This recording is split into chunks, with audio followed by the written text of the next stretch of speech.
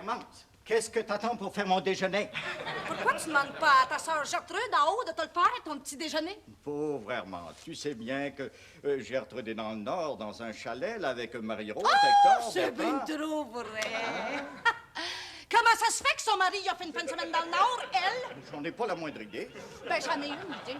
On va partir, puis on va aller s'en louer un chalet, nous autres aussi. Il n'en est pas question. Pardon? Laisse-moi t'expliquer. A besoin d'être bonne, ton explication. Vois-tu, Hermance, j'avais pensé te louer un chalet dans le Nord. Là. J'étais pratiquement rendu chez un agent d'immeuble quand... Quand t'as passé à ton porte-monnaie? Non, tu sais bien, Hermance, qu'il n'y a rien de trop beau pour toi. Si c'était vrai, je t'aurais pas marié. Oh, petite Hermance, j'adore ton sens de l'humour. Donc, j'allais te louer un chalet dans le Nord quand je me suis dit, mais ma belle petite Hermance, c'est un tempérament chaud. Puis mon beau petit Arthur, c'est un tempérament frais. Mais c'est ça, je me suis sacrifié. Je me suis dit, Arthur, t'as pas le droit de penser juste à ton plaisir. C'est nouveau, ça? D'habitude, ça te dérange pas? Alors, j'ai fait une réservation pour le Sud. Longueuil? Non, le vrai Sud, la Floride. Hein? Tu m'emmènes dans le Sud? Oui, mon beau petit minou, oui, je voulais te faire une surprise. Merci, mon petit Minou, merci. Oui. Oh, excuse-moi, je viens à l'avenir. Oublie tout ce que je viens de te dire, puis à l'avenir, quand on aura des différentes opinions, là, on va en parler sans crier, avec amour. Oui, mon beau petit minou. Oh, je suis contente. Mon beau petit pitou, quand est-ce que tu m'amènes dans le Sud? Mon minou. Je comprends pas, mon beau petit pitou. Mon beau petit minou. Parle plus fort. J'entends juste mon beau petit minou. Puis un mot qui ressemble à juillet. Juillet! Mon beau petit minou, ne sois raisonnable. Lâche-moi le minou! Juillet dans le Sud, on va crier! Mais mon beau petit minou. Le laisse faire, il va te l'organiser, le petit pitou. Ah non, mais il faut que je reste en ville. C'est en hiver que le monde meurt le plus. J'ai des relations personnelles avec mes clients, mon beau petit minou. S'ils viennent te voir, c'est parce qu'ils sont morts, mon petit pitou! Oh, tu comprendras jamais rien, mon beau petit minou. Je vais te tuer, mon petit pitou! OK, mon minou, OK. Gertrude et Bertrand passent la fin de semaine dans le Nord. Ben, nous autres, on ira en Floride le week-end prochain. Oh. Merci, mon beau petit pitou. T'es bienvenu. Tu vois, on est capable de régler nos problèmes sans se disputer. Oui, mon beau petit minou.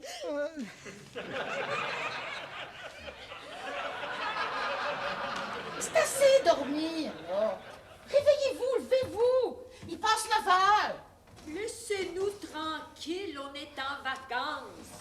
Les vacances, c'est fait pour se reposer. C'est pas fait pour dormir. Arrêtez de crier, j'ai mal à la tête. Ben toi, ben bon pour toi. La tête! Donnez-vous de nous bouger la paix. Je voudrais bien, Monsieur Potvin, mais je peux pas.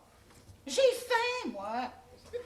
Belle maman, elle veut pas que j'aille dans la cuisine de son chez elle. Mais allez-y, Gertrude. Je vais faire une exception pour aujourd'hui. Merci, belle maman. Dans ma campagne, ma chérie campagne. Silence! Dans ma campagne, ma jolie campagne, les jours de vacances. Oh.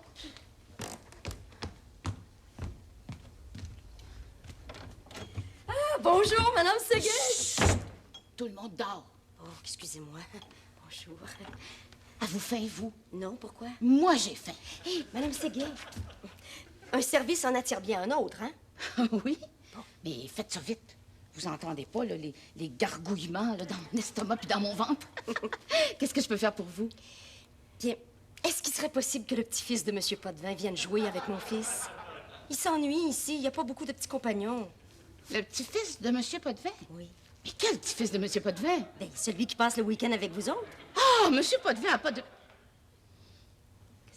À moins qu'il nous ait caché quelque chose. Mais voyons donc, quand je suis venue porter le gin hier soir, il l'avait enfermé dans la garde-robe d'entrée parce qu'il le trouvait trop tannant.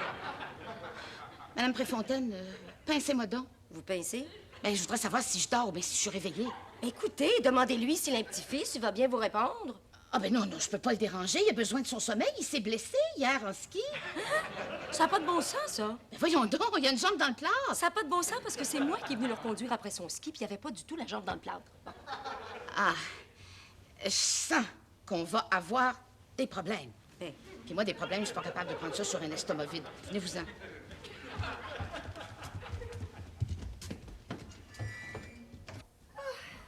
Marie-Rose! Où est-ce que tu vas, là? Ça sert à rien, je suis plus capable de dormir. C'est aussi bien de me lever. Marie-Rose! Marie-Rose, où est-ce que sont mes pantoufles, là? Mais probablement en dessous du lit, comme d'habitude. Non. Les as-tu trouvées? Hein. Marie-Rose! Ma petite Marie-Rose, viens ici une minute. Tais-toi, je fais ma toilette. Laisse faire la toilette, moi, te savonner d'aplomb, moi. Viens ici, Marie-Rose. Qu'est-ce que c'est ça? Hein? Ça, ben, c'est des bottines de ski, hein? Oui. Comment ça se fait que c'est écrit Nicole Préfontaine dedans? Ben franchement, Hector, je sais pas de quoi tu parles. Bon, ben j'ai fait. Non, moi. non, attends un peu, toi, là, tu t'en sauveras pas de même, toi. C'est épouvantable que j'ai des bottes de ski de Mme Préfontaine. Mais c'est effrayant d'être maniganceuse de même avec qui je vis, donc, moi.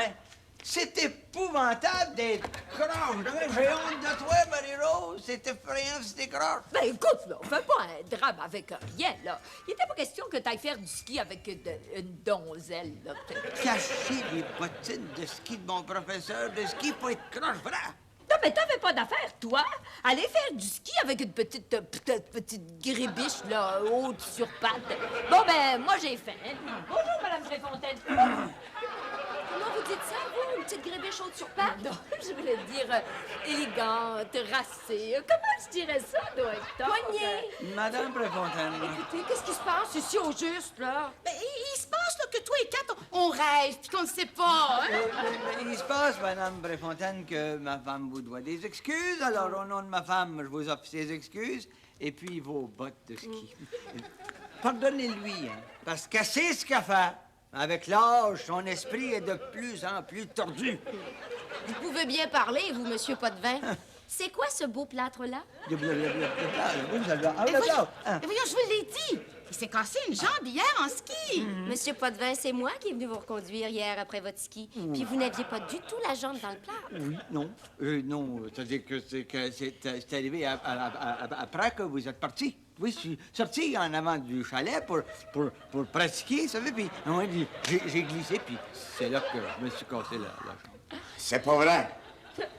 J'étais là, vous êtes pas sorti de la maison. Que c'est que vous en savez? Vous êtes jamais là, vous, justement.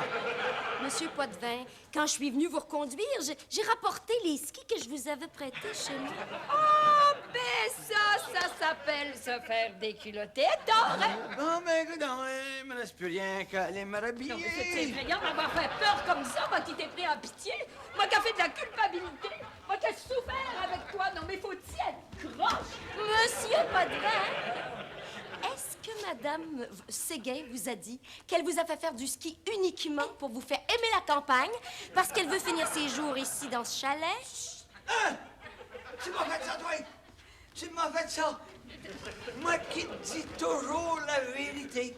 Moi qui fais tout dans mon pouvoir pour te rendre heureux. En tout cas, vous avez jusqu'à ce soir pour signer le bail. Madame Préfontaine, une seconde, là, une seconde. Monsieur Potvin, avez-vous un petit-fils?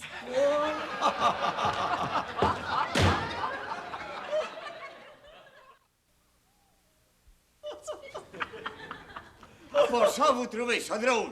Oui, c'est drôle. Il m'a pris, je l'ai pris, on s'est pris. Bon, on n'en parle plus. C'est pas ça que je trouve pas drôle. Mais c'est quoi, là? C'est votre idée de fou de venir finir vos jours à la campagne. Ça, c'est vrai, c'était un cas de sénilité avancée, ça. Il n'est pas question que vous viviez à la campagne à l'année longue. Avez entendu ça, Gertrude? Il en est pas question. Mais moi, ma question, c'est... Monsieur Potvin, avez-vous, oui ou non, un petit-fils? Ah, vous lâchez-moi le petit-fils, voyons donc. Vous saurez, mon cher Bertrand? Je n'ai absolument rien de vous. Ça, je le sais, Bertrand. Tu veux jamais rien savoir de moi. Ni de mes goûts, ni de mes sentiments. Et moi, Monsieur Potvin, là, j'ai le sentiment que vous nous cachez quelque chose. Ils vivent à la campagne à l'année longue. Voilà si ça a de l'allure. Mais oui, ça a de l'allure. Il y a 2 chambres à coucher. Une pour eux autres, puis une pour le petit-fils. J'en ai pas de petit-fils, Gertrude. Vous en avez pas de petit-fils? Non. Youpi! On va pouvoir venir les visiter, Bertrand?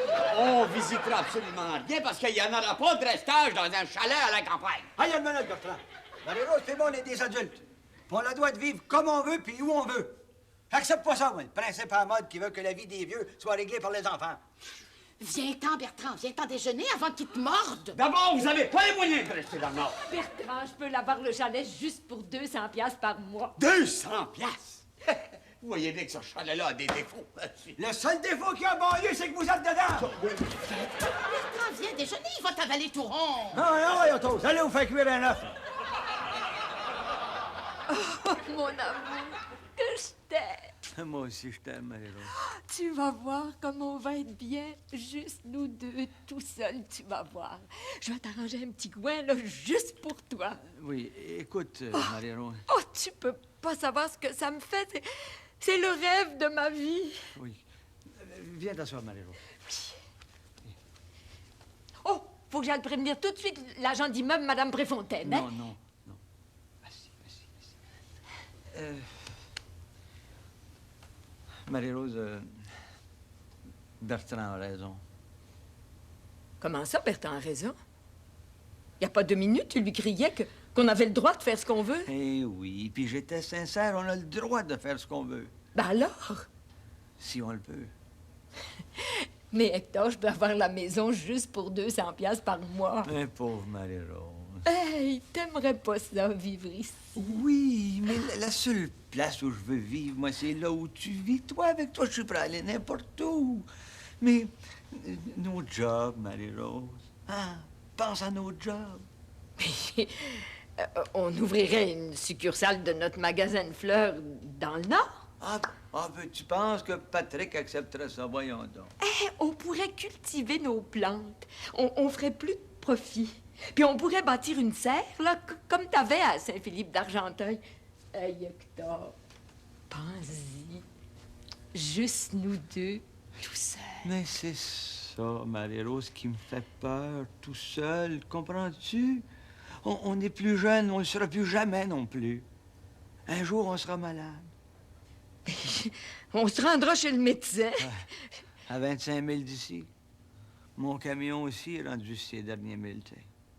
Ah ben là, Hector, là, tu vois tout en noir. Non, je vois tout en vrai. Qu'est-ce qui arrive, par exemple, si tu as besoin d'être hospitalisé d'urgence? On appelle l'ambulance? Hein? À quel prix? Il me semble qu'à notre âge, on devrait avoir le droit de vivre ensemble tous les deux. Il me semble qu'on devrait avoir le droit de vivre en paix. Hey, depuis que je t'ai rencontré, je sais ce que c'est que l'amour. Puis plus tu m'en donnes, plus je t'aime. Mais moi aussi, Marie-Rose, mais ça a l'air que la vie nous demande d'en donner aux autres. Oh, j'aurais tellement voulu. J'aurais tellement voulu qu'on vive ensemble, juste nous deux. Juste de l'amour. Juste dans l'amour. Juste dans la paix. Eh oui. Ça a l'air qu'il y a juste les millionnaires qui peuvent vivre juste dans l'amour puis juste dans la paix quand ils sont vieux. C'est étrange, hein? Il paraît que même leur argent ne peut pas l'acheter. J'aurais tellement voulu. Je nous voyais entourés de fleurs, d'arbres. Ah, tout était beau autour de nous. De la douceur, de l'amour. Ça doit être ça, le ciel. Marie-Rose, le jardin que tu voulais faire, fais-le, mais fais-le par en dedans, hein? Puis, garde une petite place pour moi, hein? C'est dur, tu sais, de renoncer à ses rêves. Tiens, souviens-toi, là, que le jardin du Petit Prince, c'était un volcan. Puis pourtant, il a réussi à faire pousser des roses. Vous, souvenez-vous, on était jeunes, on était fous. Vous étiez coquette, moi, j'étais poète.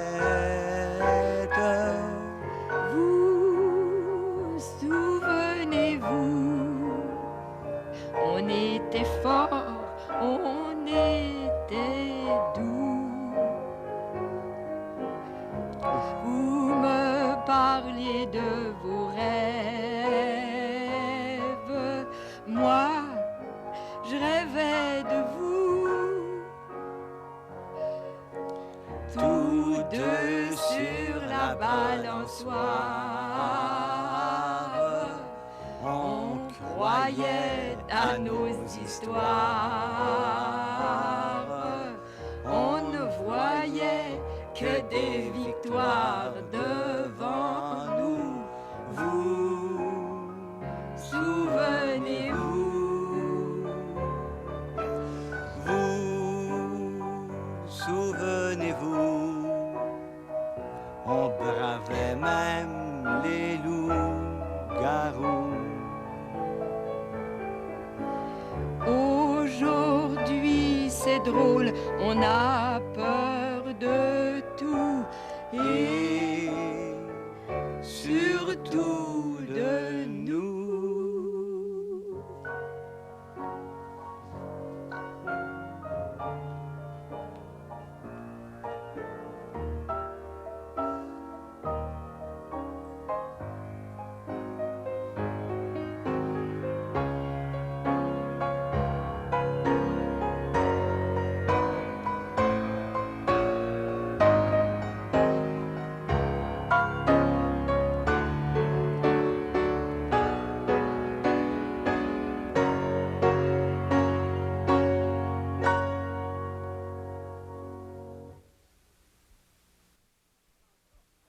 Tu comprendras jamais rien.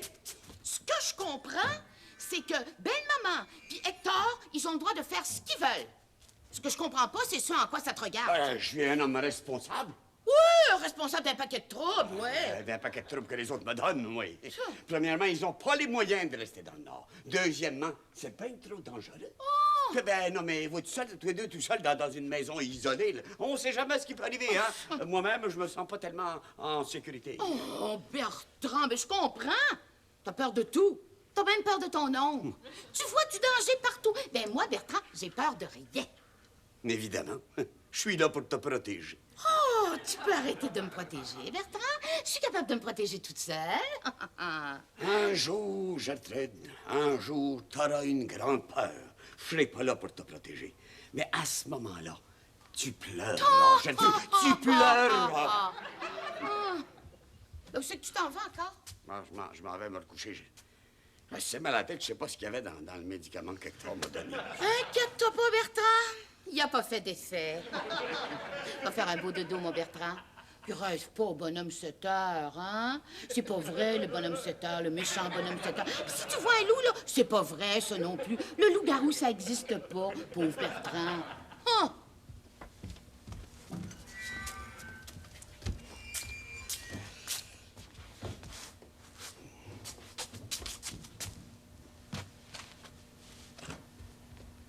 Qu'est-ce qu'il y a là? Une cave?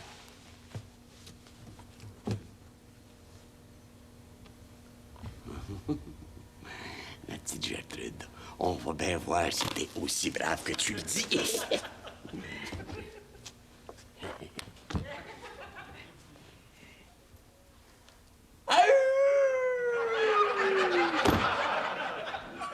Oui, qu'est-ce que c'est? Il y a personne. Mais oui, you, je suis ici. Écoute, j'ai tes oreilles bouchées, moi. Bertrand! Oh,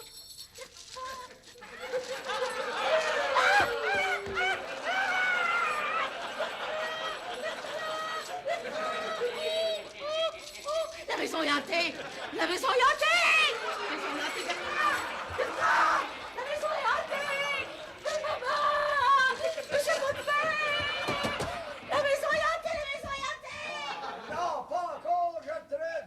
La maison est hantée par un fantôme!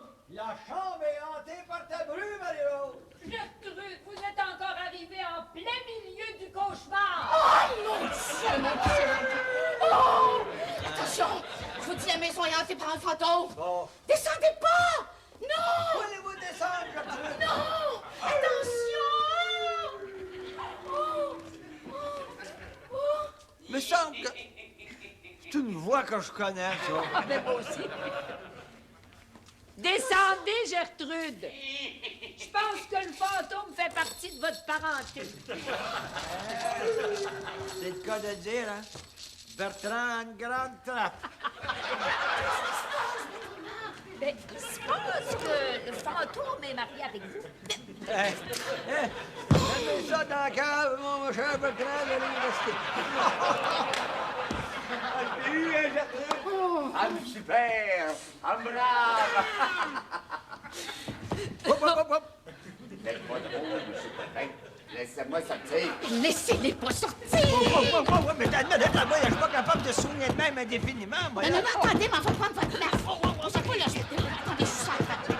Poussez-vous.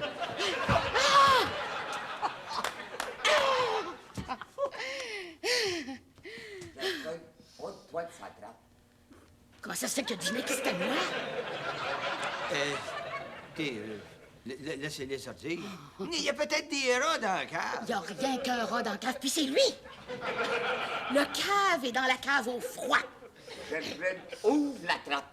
Ferme-la, toi! Très bien, très bien. Je peux rester ici toute la journée, moi, si vous voulez. On est très bien ici, en bas. C'est une belle cave. Il y a toutes sortes d'affaires, tiens. Toutes sortes de choses. Une belle petite souffleuse portative. Souffleuse. Il y a un vieux pneu. Ça va être bon pour sa pneumonie, ça. Et toi, Gertrude, avez-vous l'intention de rester toute la journée sur la trappe? Hey, pour une fois que j'ai le dessus sur lui, belle maman. Tiens, tiens, tiens. Qu'est-ce que c'est que ça? Une valise? Ben, qu'est-ce qui se passe?